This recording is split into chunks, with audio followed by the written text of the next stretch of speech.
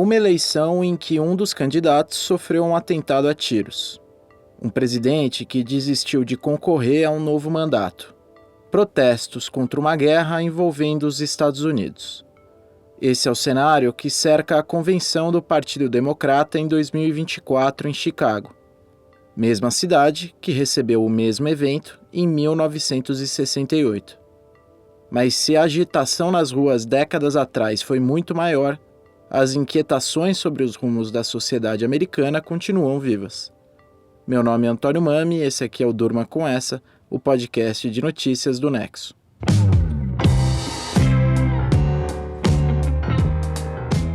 Olá, eu sou a Suzana Souza e tô aqui com o Antônio para apresentar esse podcast que vai ao ar todo começo de noite, de segunda a sexta, sempre com notícias que podem continuar a ecoar por aí. Terça-feira, 20 de agosto de 2024. Segundo dia da Convenção Democrata nos Estados Unidos, que se estende até quinta-feira na cidade de Chicago. É na convenção que o partido nomeia o seu candidato à Casa Branca. Um evento que reúne milhares de convidados, jornalistas e representantes democratas nos estados, os chamados delegados. Uma convenção que, agora em 2024, formaliza Kamala Harris como candidata à presidência e Tim Walz como seu candidato a vice. Na segunda-feira, dia de abertura da convenção, a Kamala fez uma fala surpresa. Ela, que é a atual vice-presidente dos Estados Unidos, se disse otimista com os rumos do país. Afirmou também que ela e os americanos são eternamente gratos ao presidente Joe Biden. E foi de Biden o principal discurso da noite. Biden, que desistiu de concorrer à reeleição em julho, um mês antes da convenção, diante da pressão de doadores e da opinião pública. Com 81 anos, o presidente, que concorreu praticamente sozinho nas primárias democratas, dava sinais de que não tinha condição de governar por mais um mandato. I made a lot of mistakes in my career, but I gave my best to you. For 50 years, like many of you, I've given my heart and soul to our nation. Você ouve aí o Joe Biden no seu discurso da segunda. Um discurso num tom de despedida, no qual ele disse que pode ter cometido erros, mas que deu o melhor de si durante os seus 50 anos ocupando cargos políticos.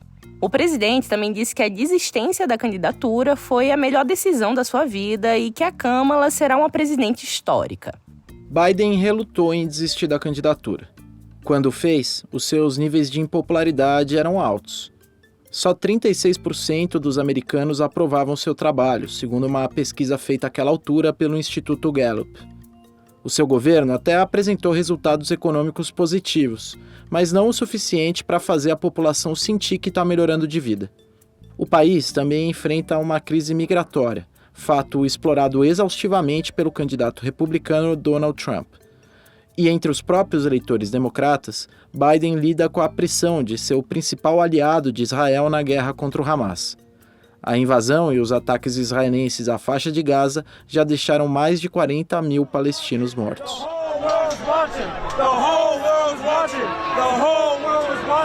Você ouve aí manifestantes na segunda-feira em Chicago protestando contra o apoio dos Estados Unidos a Israel. A manifestação ecoa protestos que ocorreram em universidades americanas ao longo de todo o primeiro semestre.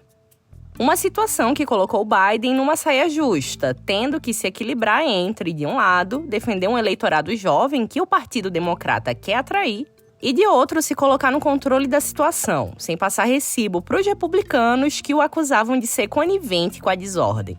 No primeiro dia da reunião democrata em Chicago, 13 manifestantes foram presos por tentar pular a cerca do centro de convenções. Mas, de modo geral, os protestos acontecem de forma pacífica, sem confrontos com policiais nem registros de depredação. Um cenário mais tranquilo do que aconteceu em Chicago 56 anos atrás, quando a cidade também recebia uma convenção democrata marcada por um presidente desistente, uma guerra impopular e pela violência na política americana.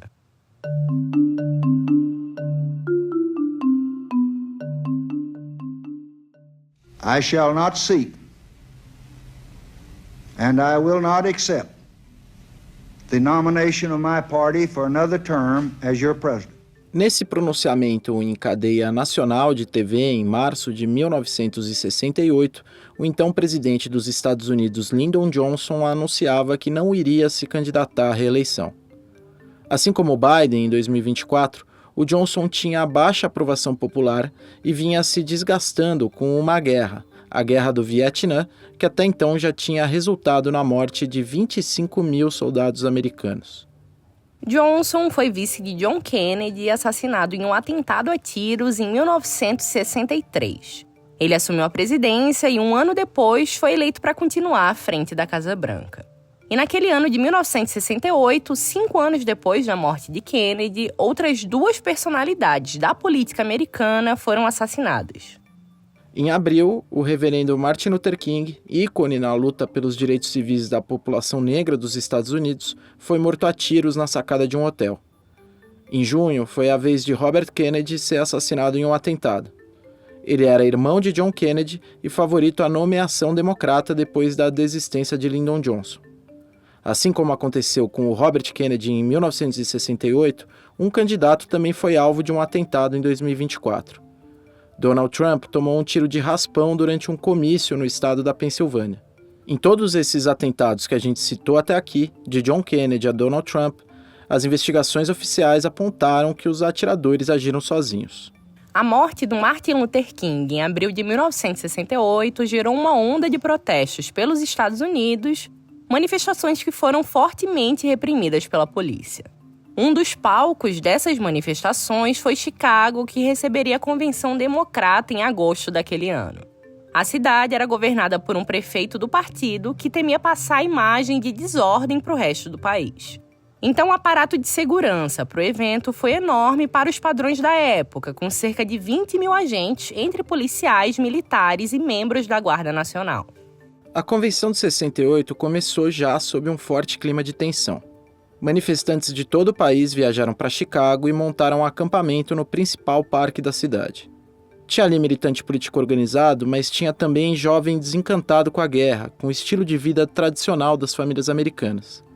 Essa fauna foi descrita assim pelo jornalista Norman Mailer, autor do livro Reportagem Miami e o Cerco a Chicago. Num flanco ficava a nova esquerda, ainda genericamente socialista e acreditando numa política de confronto. Inteligentes guerreiros programáticos, positivistas em sua filosofia, pedagógicos em seus métodos, ideológicos em seu foco de interesse. No outro flanco, os hippies, dedicados a uma política do êxtase, programáticos quanto ao consumo de drogas, dionisíacos, propagandistas pelo exemplo, místicos em seu foco de interesse.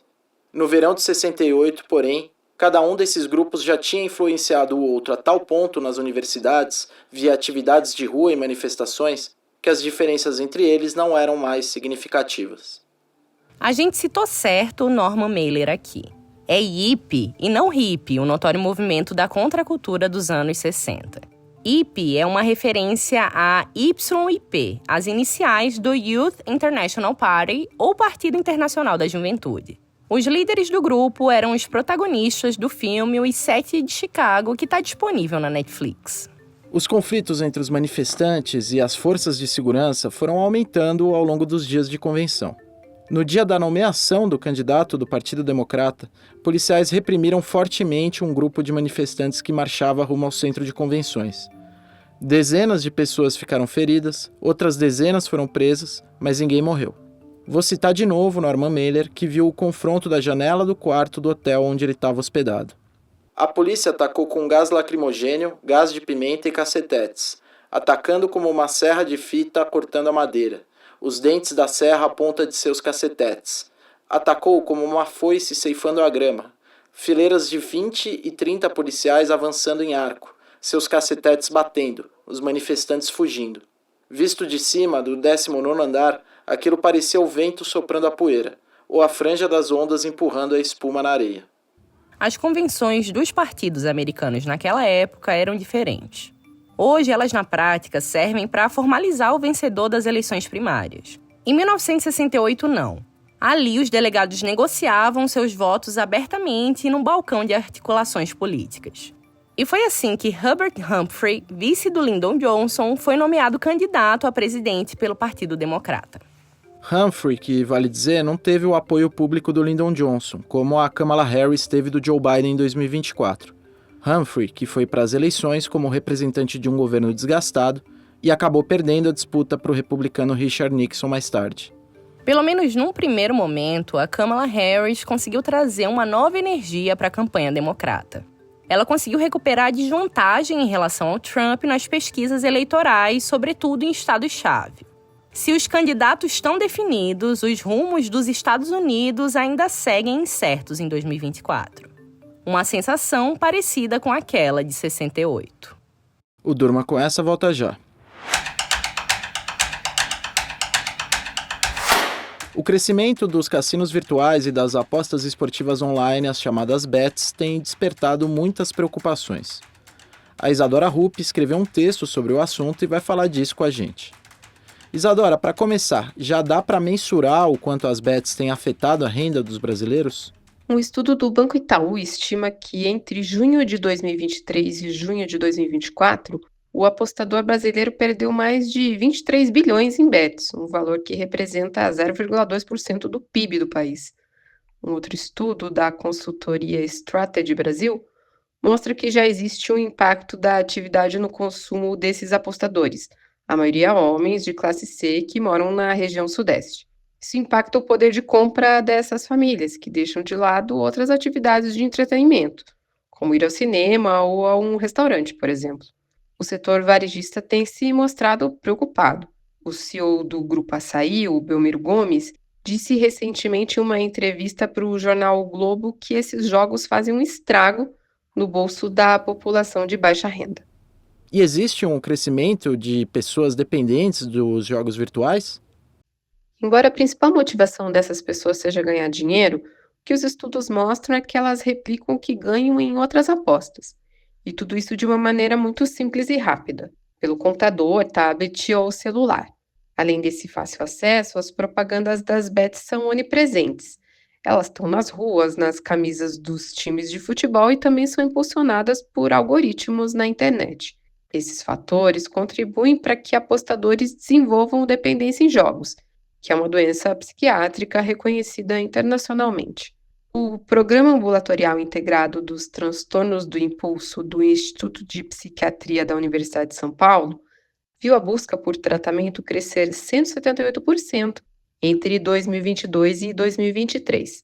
Segundo a psiquiatra Carla Bica, com quem eu conversei, o aumento do problema é percebido no dia a dia dos psiquiatras, que atendem cada vez mais pacientes com a doença. São pacientes cada vez mais jovens, que é uma mudança de padrão em relação a pessoas que desenvolviam vício em jogos antes das bets. O texto da Isadora você lê em nexojornal.com.br. Aliás, você sabia que tem um curso novo no Nexo? O jornalista João Paulo Charlot, que já foi nosso repórter especial, vai dar aulas sobre a história e a aplicação das regras que regulam os conflitos armados. A gente também tem turmas abertas para cursos sobre como fazer e ler gráficos, com a mentoria do Gabriel Zanlorenzi, que é o nosso editor de gráficos. Os cursos são online e cada um tem 4 horas de duração. Assinante do Nexo tem desconto. E dá também para contratar cursos sob demanda para empresas e organizações.